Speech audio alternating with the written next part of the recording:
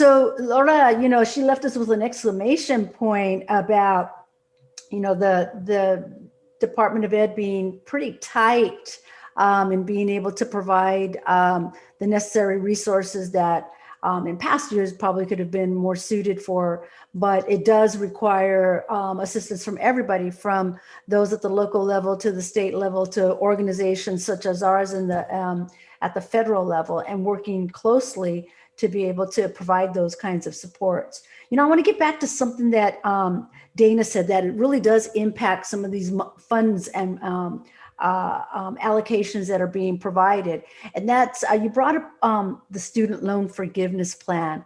And I don't know about you all, but I mean, whether I'm speaking from experience or because I think of it in the terms that student loans and the teacher diversity pipeline, I see in such, they are so intertwined.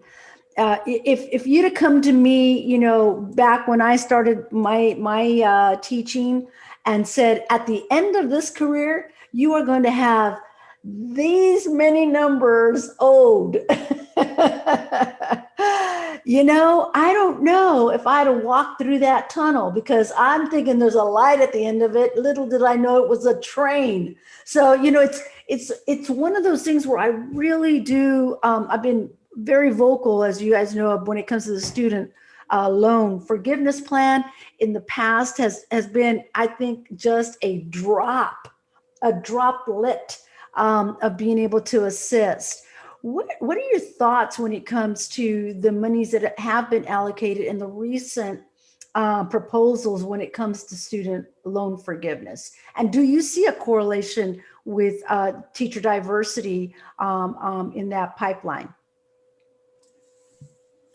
Well, so I could say, so we didn't necessarily, so in this last bill, funding obviously can go towards emergency grants for students, right? But what we've seen more on the student loan side has been the pause of repayment, right? That started back, was backdated to March for when the pandemic started, which I think has provided a lot of people with, a lot of student borrowers or borrowers with relief from having to pay their loans at a time where they could be experiencing a lot of other financial distress. So it's, one less payment that people have to make, that can help them cover other basic needs that they may need at this time.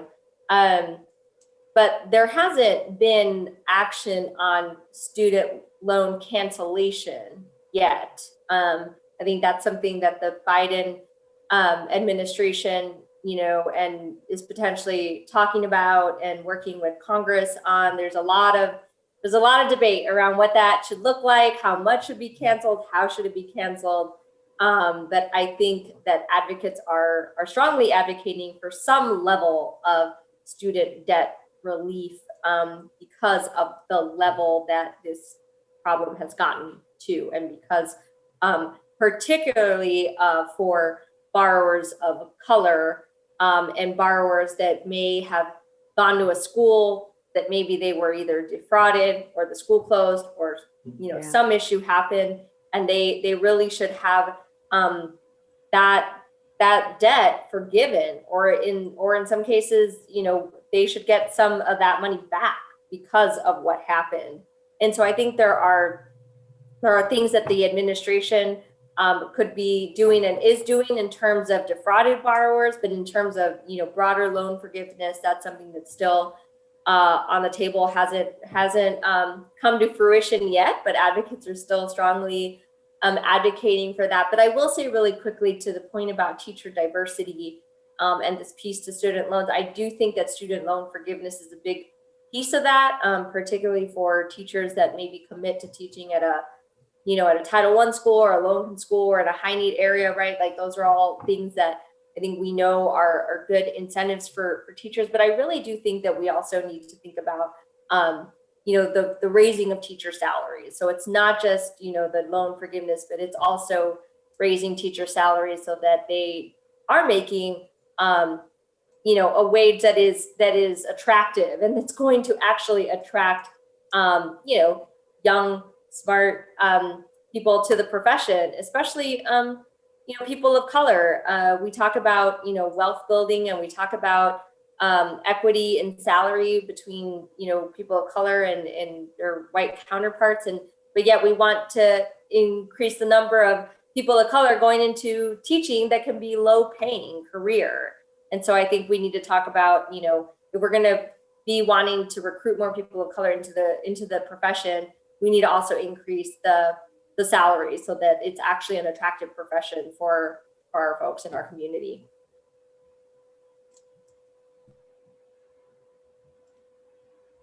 The only thing I would add to that is I think it's important to not just talk about and address the problem from the debt side, but also from the cause side. What has caused college costs to increase? What is it, 25% over the last 10 years? And what are the policies that contribute to that? So, because I think you can't just address the problem from one end of it, you've got to look at it holistically. So I would encourage, the Congress and, advocates to really think about what is it that's driving college costs so high, and how do you, fix that? And then you will also, by extension, fix the debt issue. But to me, it's lopsided to only be talking about and addressing one. Yeah, exactly. So I got a different question for y'all. The question is, who have been your biggest influencers in and supporters of your work? Like, who influenced you into going into this kind of work, and who supported you through this kind of work? Well, I'm sure that, Sonia Sotomayor is probably the greatest influencer for Lauda since she's been, since the age of 3. But who are some of those great influencers for you? I would say the person who hired me in the Obama administration was the Assistant Secretary of the Office of Elementary and Secondary Ed at the time, Dr. Thelma Melendez. She was fellow Los Angelino Latina. She took a shot on me because I had no policy experience, and she pretty much hired me on the spot. And then I was just incredibly lucky to be surrounded by some of the best and brightest minds in policy at the time. And one in particular, well, I would say 3 in particular stand out. And go figure, they're all old white guys, but they just took me under their wing. One is Michael Uden. He was one of my bosses at the department and just really showed me how to think like a policy wonk, which is like a lawyer. Tom Corwin, who was one of the heads of the budget office at the department, taught me how to write. He just, everything I wrote, I thought it was great. It would come back bloody. And I learned a lot from him. And Bill Cordes, also from the budget office at the department, just razor sharp and really taught me how to think about policy and what the words, when a state gives you something, you got to scratch beneath the surface because, they're coming at it from their perspective. There's something that they want. And you really have to have a careful eye to measure, what a state is telling you against what the policy says is required. And there's a back and forth iteration that really needs to happen. But you've got to be paying attention to, well, what are they actually saying? So does should mean anything? Actually, no, it doesn't. So, and it's details like that, that if you're not careful, you can lead a state or, anybody down the wrong road. So I would say those 3 men really just took me under their wing and taught me everything that they knew. And I'm grateful. That's awesome. This is a tough one. I mean, I think the thought that comes to my head in terms of who motivates me and keeps me inspired in this work right at this moment is clearly my son Jackson, who is about to be 3, and I'm about to find out tomorrow what school he will be attending for pre-K 3 in the fall as a DC public school student. And there is a crazy lottery system here in DC for folks who aren't familiar, who haven't gone through it. You don't just pick the school that's right down the street or closest to you. There is an open enrollment system across the district for public traditional schools and public charter schools, all under one umbrella, where parents have to apply. They have to rank the schools that they want. It was the most stressful process I've been through since I applied to college myself. And I'm just super, I hear him right now. He's making some noises out there. But I mean, seeing his face and just wanting the best for him, the way that my parents wanted for me, I will do anything that it takes to get him the education that I know he deserves. And I want that for all kids, right? And so thinking back on what got me here during the time that I was coming of age and getting into the space, Michelle Rhee was one of the rock stars in this movement, in this space that we talk about education reform. I told you I started at DC Public Schools. She was the chancellor at the time. And then she went on after that to start an advocacy organization across the country that was advocating at the local level in a number of states called Students First. The name tells you, all you need to know. And that was what I bought into. I drank the Kool-Aid fully and was all about, whatever it takes to get kids access. All kids can learn. I joined Teach for America and rolled up my sleeves and wanted to change the world, as you will. Then I got a quick dose of reality and realized, one, how hard it is to be a teacher in a Title I school, especially in a community like New Orleans that has gone through so much. And then really that things that are happening out of the classroom, that as much as we want to control, policymakers, superintendents can't fully control, what's going on when the kids go home and are outside of your classroom. But she, I'd be remiss to say if I didn't mention her, as someone that really inspired me and got me to see that you have to be courageous and not care as much about what is going to be written about you in the news or how people are going to talk about you.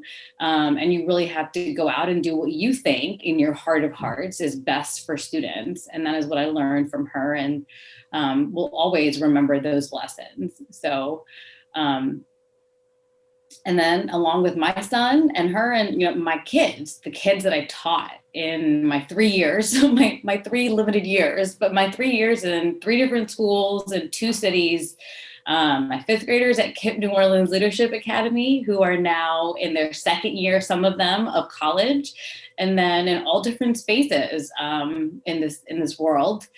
And then my 7th and 8th graders at Renew in New Orleans, and my high schoolers at James Island Charter School in South Carolina, some of which I'm still in touch with.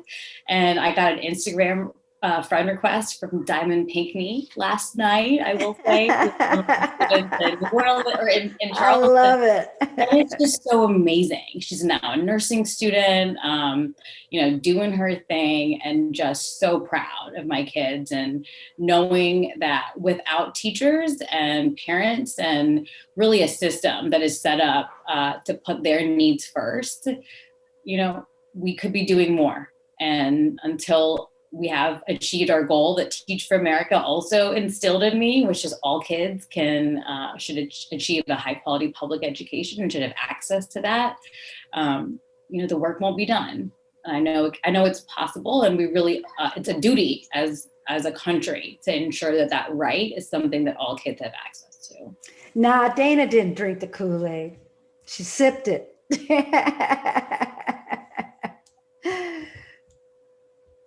What about you, Roxanne?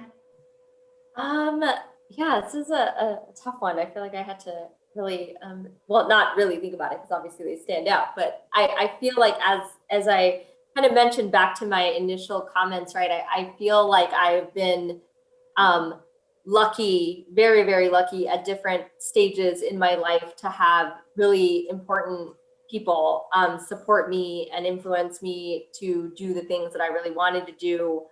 And I would say, you know, my brother has played a really big role in helping me succeed. As I mentioned, you know, being a first generation college student, he's older, so he went through the college going process before me.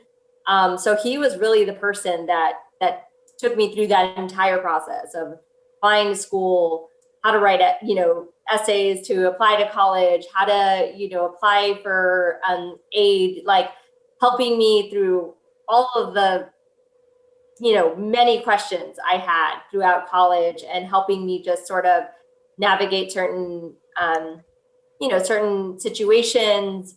I always say, like, a huge part of the disadvantage I think that first generation college students have is that lack of access to social capital, and not knowing kind of just like, you know, more of like social things that other kids just know, or that, you know, their parents told them, or, you know, their parents' friends, Yeah. you know, their professional friends told them. So I think, you know, there were so many like things like that, like going to office hours, you know, do things like simple things like that I just had no idea to do, was super helpful. And I think, you know, when I was in undergrad, I was lucky enough to have a professor, Richard Sherwitz, who really was the one that helped me identify public policy as a master's degree that really was going to marry my interests in government and policy and education, because I just had no clue that was even a thing. I didn't know that a master's in public affairs was thing. Like Laura, I was like, oh, I guess I should go to law school.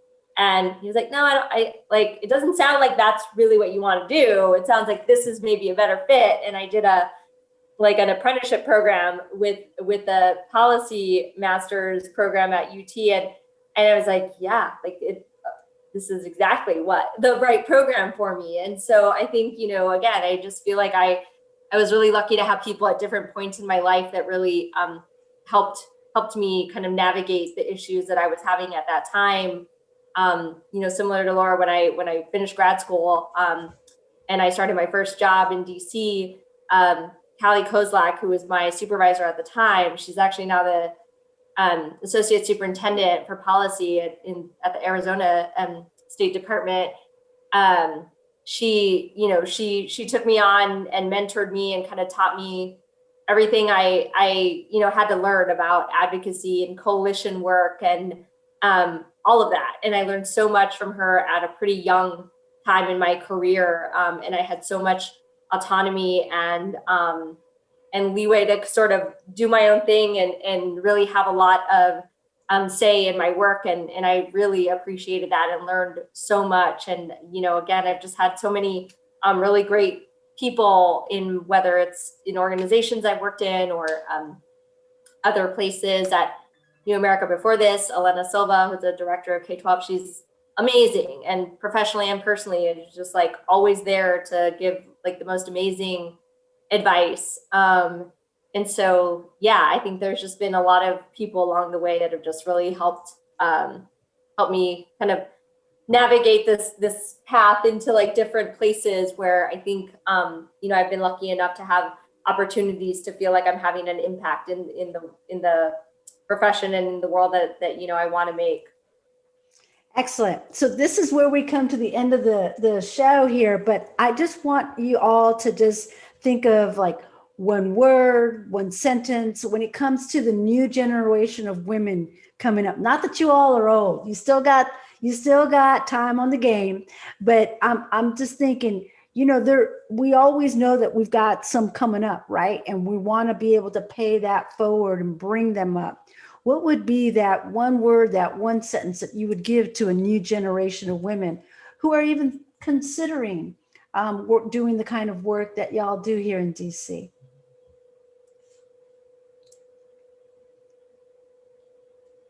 So I get a ton of requests to talk about how did you do what you do? How did you work for the president? How did you, you know, and you got to love policy first and foremost. And so I think you have to work where policy is made. So that's either, on Congress or administrative side. You could do that at federal level, state level, local level. I think understanding what policy is incredibly important. But then the word would just be hungry. Like I want to work with people who just want to get after it and go and do a good job. So be hungry. Excellent. Love that. Go ahead, Roxanne. I would say my word is persistence. I would say, be persistent about the things that you want, whether it's the jobs that you want, the changes that you want to see, the, reforms you want to make. Yeah, I'd say stay and be persistent. Excellent. And I would say unapologetic. There are times where I have questioned whether this is the right space for me. For example, in South Carolina, when our state director left and they asked me if I wanted to lobby the majority Republican caucus in the state. And I was like, me? I'm not even from here. And that's how I got into lobbying. I was never trying to lobby or be on the Hill or with lawmakers. I was a policy person and an educator. And I tried it out and it worked. And I realized since then, there's no one that is better equipped to be in this space than folks who have experienced the challenges that the students are facing firsthand. And if you're in that boat, then you belong here. And we need you to be able to do this work, and not just for the kids that you're going to be helping and serving, but for yourself. And as Laura had said, some of her mentors have been white men, and that's wonderful, same here. But at the end of the day, to get more folks who look like us, who are doing the work, it takes us, being here and helping them and giving them the tools and motivating them to be, and pulling them into these spaces that we've been able to manage to get ourselves into, and open the door for those students. One of the things that was most surprising to me when I came to DC and sat around one of the tables, the big table, is that what it's called, a big coalition of groups, in education. I was just shocked, like jaw-droppingly shocked at how the lack of diversity that I was looking at. And we're talking about students of color and low-income students. And I'm like, where are the people of color? And it's just something that I think, in order to reach the policy levers that we want to impact, we have to get to the root, and we need more people who have experienced these challenges firsthand. And then instead of finding the right messenger, the trusted folks on the ground, like, you should be those folks who are at this table taking this down to your community because you are genuinely invested in this cause, from that lens. So that's what I would say. Be unapologetic. You deserve to be here, and we need you. And there you have it, folks. That's why these are the women of DC. It was such a great, great time to be able to, off what we usually do, to have this space, to be able to have this kind of a chat. So thank you, all three of you. And for us here at ALAS, until next Thursday. Hey there, and don't forget, if you like what you hear and want to gain some more insight into what school districts are facing now, then tune in every Thursday at 7 p.m. or subscribe below. We thank you for joining us, and we look forward to seeing you next week. Have a great night.